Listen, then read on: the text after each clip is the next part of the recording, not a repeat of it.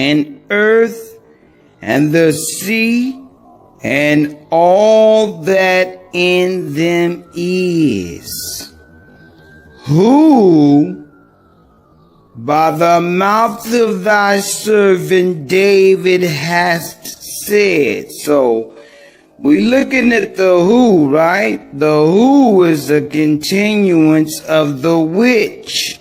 Here in verse 24, and who is the which? The which is Lord, thou art God. So it's God